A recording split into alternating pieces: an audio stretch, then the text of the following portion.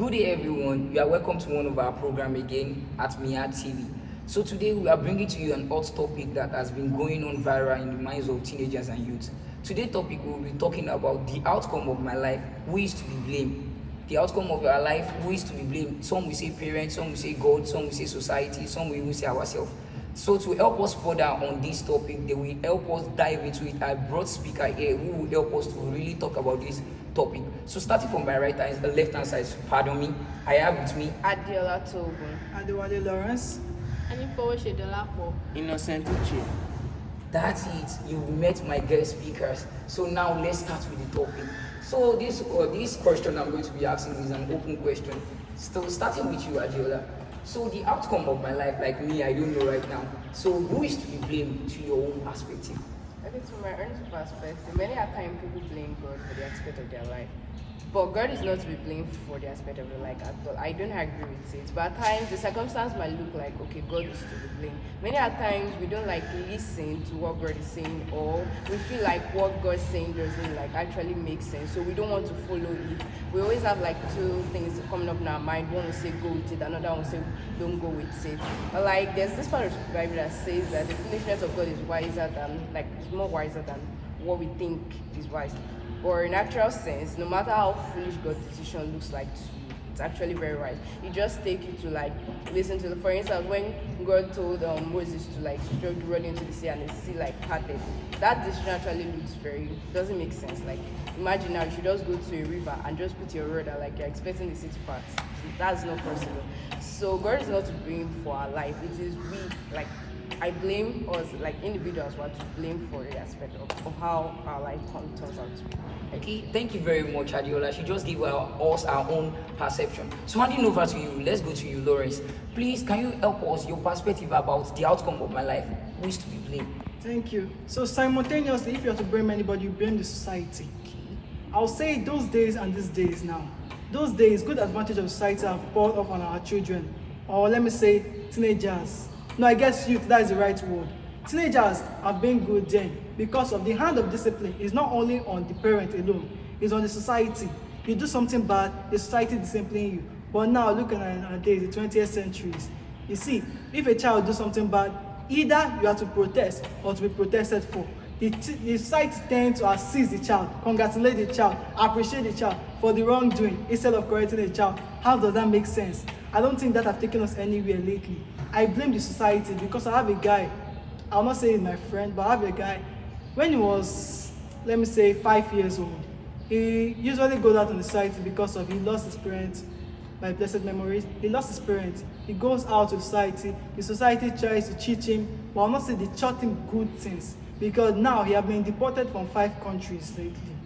He has been deported from 5 countries lately. He has not had any good advantage in any of them because of what he thought was doing good then was actually a failure, a bad characteristics on other society.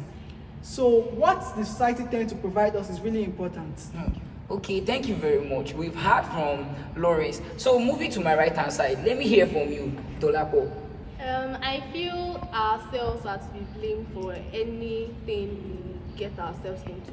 For example, as children, when we are growing up, your parents tend to be your caregiver. They tend to care for you when you are little. But when you get to a certain point in your life, they tend to tell you to make your choices. For example, when all of us were growing up, so when we get maybe JSS3, we all just follow the normal routine or everything. But when you get to SS1, you will start having to make choices. Either to go to science, commercial, or art classes. So if you know that, okay, maybe like me, I love to speak, and I know I'm not really, really good at maths, you get. So me thinking that, okay, because my friends are very good at maths or they are good in calculations, and I'm saying, okay, let me just go to science class, be with my friends and everything. And I start failing in that class. It's not because of my friends, it's because of the decision I made. Because I knew I couldn't cope in that class, but because of maybe I just want to feel among, or I just want to be with my friends. So I go into that same way with them. So me going into that way is going to mar me. But if I had gone with my choice, or with the right choice, or I've gone with what suits me, it is going to make me a better person. So everything you do or any decision you make is based on your own individual choice, and nobody else is to be blamed except for yourself. So, Thank you very much. We've had a Dolapo perspective, or have a perspective, pardon me. So now handing over to you, Innocent. What do you think about this topic we have been talking about, the outcome of my life, who is to be blamed? What's your perspective? Actually, you yourself is to be blamed because it is a matter of choice. Because the book of Deuteronomy says that I lay before you life and death, blessing and cursing. Therefore choose life so that you may find rest for your soul. So when you choose life or death, it is a matter of choice. Even in the book of Jeremiah 6 and verse 16, choose the good path so that you may live and also find rest for your soul again. The decision you make is either to find rest for your soul or to destroy your soul. Thank you very much. Okay, picking from the angle of what Innocent just told us, he made reference to the Bible. Now, actually, when we talk about the society, Loris, you said the society the society, as we all know, comprises of the church, groups, peer pressure, our neighborhood and environment. Here we know that. Or some people will only think the society is just outside people. Now, let's move from society. We are talking about the society now. Let's go to religion. What role does religion, like the church, what has the church played, the major role church has played for the outcome of our lives as individuals? Let me hear from you, Lawrence. So thank you for our faith. Like he said, the society comprises of the churches, everything. So I'm going to talk on the religion part aspect. Yeah, churches, mosques, any religion base tend to provide us with good morals. But most churches, well, let me not call them churches, most gatherings tend to provide the children, the teenagers, the youths, the adults with bad morals, bad perspective of how they live their life. Some churches provide them with good morals, like they teach them on the way they should serve their God. Well, some of them teach them on the way they should serve themselves, serve other things that they make God. Let me say their jewelry or any other thing. They tend to put God at the back of any other thing. But look at, see, in the church we are in now, let me say, Winners Chapel, let's say, yeah, the church we are in, they tend to provide us with good morals of how we should respect our God, how we should put God first. Because the Bible said, the Bible divided the commandment into two. Love your God and love your neighbors. Love your God is just one of the common commandments. Talking about love. You love everyone around you. You love your God. Because that is just one of the main reasons why you're on earth. To share love. And if you share love, you tend to make heaven. Thank you. Okay, now, judging from the point you said, you made a really good point. You said, love God. Now, speaking to you, Dolapo, okay, sometimes they will be like, even as a Christian, you are in school, you do some certain thing, they will be like, is this right for a Christian? So what has Christianity, the major role Christianity has played in behavior, thinking, and the outcome of an individual life as a Christian?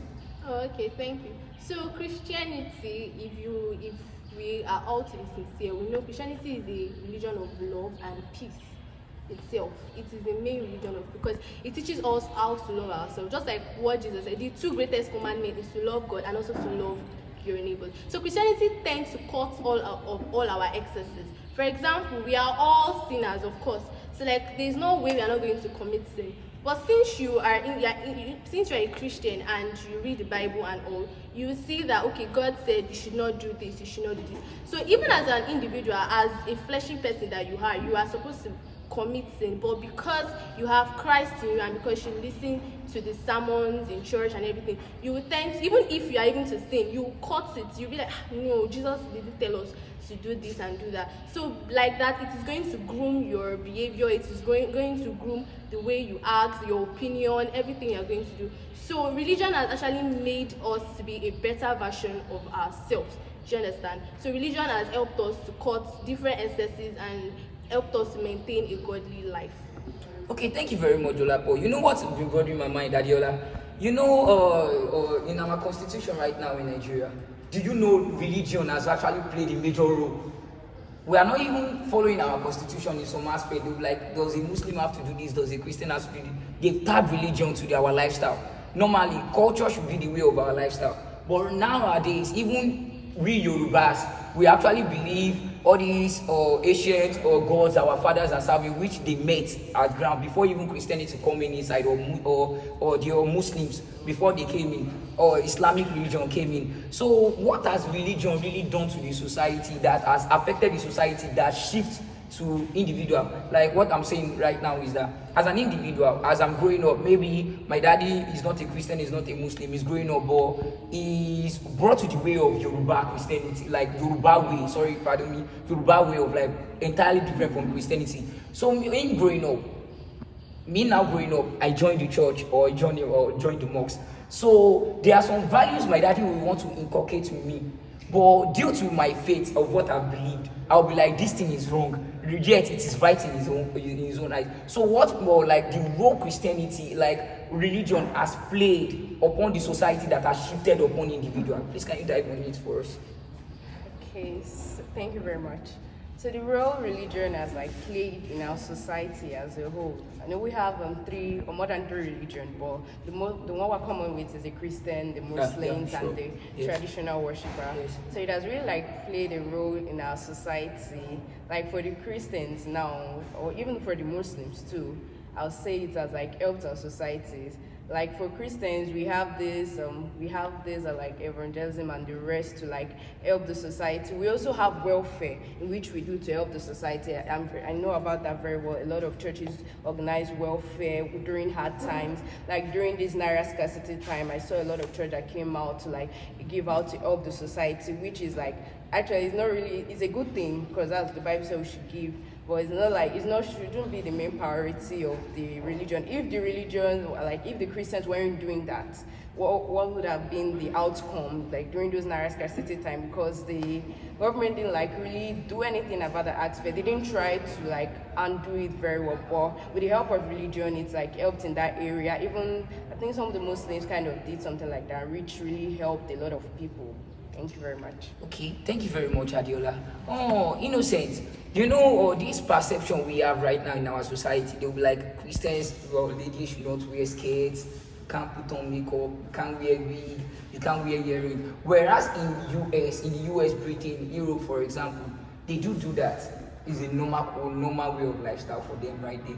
So they'll be like, they will criticize you, like, if you wear skirts, even as a guy sometimes, you wear some dresses, they'll be like, this thing is bad, this thing is bad. So how has all these religion, morals and norms affected the individual, even in their lifestyle and their mode of speaking or whatever, dressing and go? Thank you very much. Though what you said now, it has affected the life of individual. Like for example, by criticizing others on putting on earring, trousers. No, that doesn't mean it only matter on how you put, like your motive on why you dressed on that. Yes, on why you dress on that. It depends on the motive and how we affect the individuals in our society is that they will take it more seriously, more spiritual, that when you wear earring or trouser as a female, you are going to go to hellfire direct, straight ahead.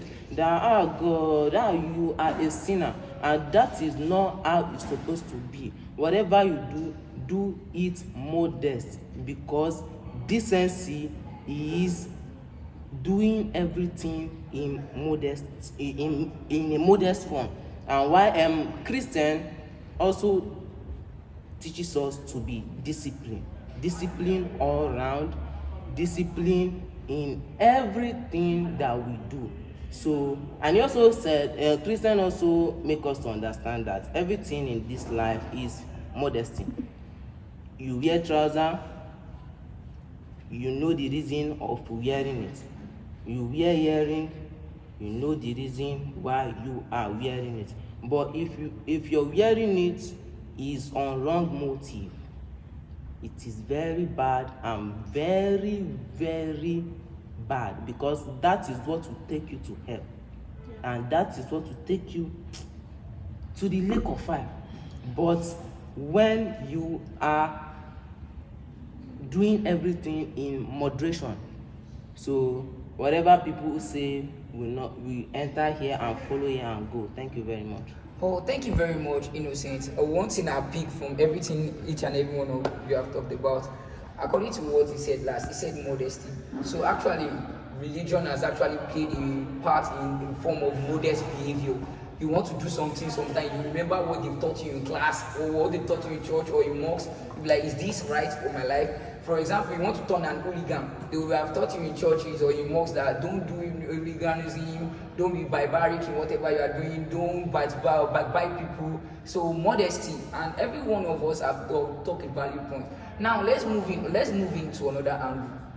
To wrap it up, time fly, a lot of time fly. I just want to hear your perspective in 3 minutes each. Time is going on.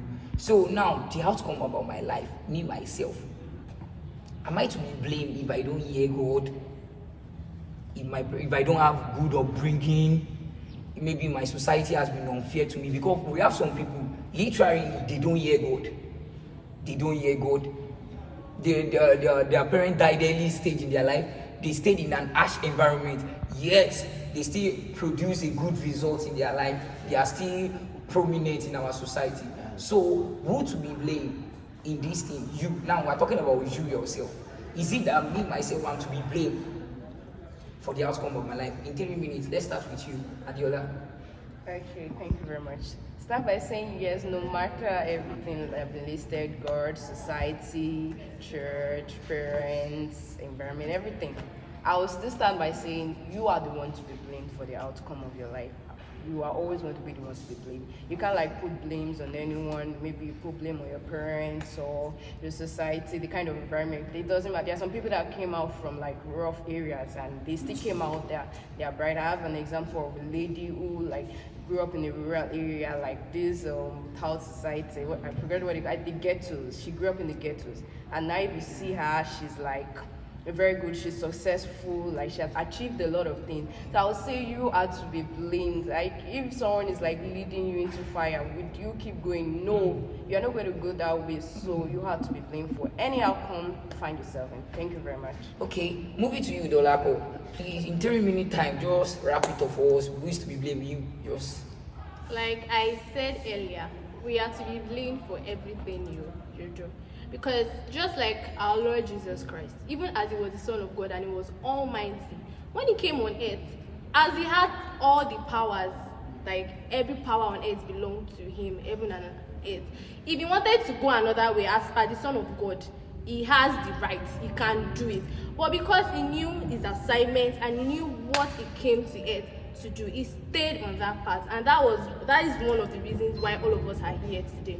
For example, like me now, my mom, she already taught me some morals. She taught me everything I'm supposed to do. As I'm in school now, if I know, okay, I don't want to go by my mom morals, and okay, I'm already big, at least to some extent, I can go anywhere I want to go to, and I get destroyed by the way. It's not my mother's fault. Even if she doesn't even teach me morals and all, but I see the ways. Maybe I have some friends that okay, I can emulate their lifestyle, and I say, okay, this person is moving very good and everything is working fine for her, but I feel that no, I don't want to go through this path, I want to go to another path. If anything happens to me, it is going to be my choice. Do you understand? Just like when Jesus said you have two options, the way and the life, or if you want to go into destruction, you can go into destruction. So everybody has their own choices to make. So any path you think of going and anything that happens to you, it happens to you. Your choice can either marry you or can either make you. So anything you do is your own choice and not to be blamed on everybody. Okay, thank you very much. Moving to you, Innocent. In 3 minutes time, just tell us the outcome. Is it me to be blamed? Am I to be blamed for my life? Just tell us. Okay, thank you very much. You are to be blamed for the outcome of your life. Okay. Why? Because you are to choose either to do good or to do bad. For example, Jesus' disciples, they have the right to say, do not teach me how to pray, or teach me how to pray. So all of them went to Jesus and said, Father, please teach us how to pray, because we don't know how to pray. Yes. First of all, it is a matter of decision. You choose good or bad, positive or negative. So the went to Jesus and said, Father, teach us how to pray. Then Jesus now said, Our Father who art in heaven, hallowed be your name, your kingdom come. Then Jesus narrated how to pray in the scripture. Yes. So, and your personal life is either you learn or you choose not to learn. If you want to improve in your personal life, you have to listen to these 3 good L. The first L means look, second, listen, while the third means learn. So if you want to improve on your personal self positively, so you're gonna look at these 3 L, look, listen, and learn. With this good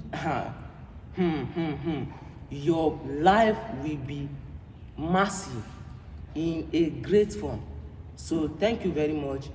Good decision determines maybe like you either choose good decision that will make your life or bad choose decision that will cause the other side to your life. Thank you Very much, Innocent. We had for me 3 helps. I just learned something today. Look, listen, and the last one, sorry, please. You said look, listen, and learn. Look, listen, and learn. So handing over to you in 3 minutes time has we've elapsed time already. So in 3 minutes, just wrap it up for us. Just your opinion in 3 minute time. Yeah, I would love to deliberate on it, but like you said, time fly. Yes, sir. See, I'm not doing holier than thou because I'm not Jesus Christ. Yes, the one thing God cannot control in man, that is the will of man. Your will determine where you go. Heaven, let me debate on what he said. Hellfire or the lake of fire. Thank you, Brian Innocent, for that. Your will determine where you go. If you are there, if you want to do good, you do good. If you want to do bad, you do bad. God will not stop you. It's you that know what you are doing. If you do good, you get to where you are going. That is with your Father in heaven. If you do bad, you know what the answer is. But see, in this life, you got to know what yourself determine. Like my mom always say, your background does not determine why your back should be on the ground. You able to picture the future of your future is you being determined. You are determined in what you are doing. You are active in what you are doing. You have a good perspective in what you are doing. You are following a great path to what you are doing. There's nothing else. You're going to get to what we are going to. Yes. But you thinking that if I do earlier than that, if I'm good, or if I say nobody should touch me, nobody should do this thing, you are deceiving yourself. Yes, You're not deceiving God. Yourself you are deceiving. So that I will say on my part. Thank you very much. You know, one thing I like about this topic is that we are able to be on the same page. You know, one thing is you yourself, religion, God, parents, society, we used to be blamed. We used to ask that question.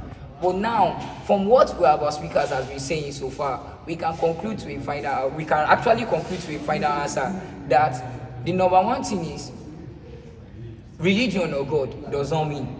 It does determine, because religion has actually shaped us to be in a good morals and in a good way. As we've said. So the outcome of your life really is you. I don't have a parent does not mean you can't be successful in life. I don't have a parent does not mean you join hooligan. Does not mean you be a thug or a tout. So the outcome of your life yourself is about the decision you are taking right now. Okay, there is a word I used to tell people, mostly I do tell people that comes to me. I would say like our life is like a structure. Like if you're like we are like a field. You know, in a field anybody can go in and come inside. But when you go to a barrack, can you enter inside anyhow? The reason why there is a system and structure built for that place. So your life actually determines system and structure. If you have a system and structure to your life, you will be good. So thank you very much, my speakers. It's been a long, wonderful hour spending with you guys. It's been good. So we would like to hear your opinion about these viewers. Like our video, share and comment about it. Let us get your feedback about the topic. If you see something contradicting to this one, you can let us know.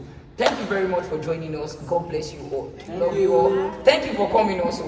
Thank you.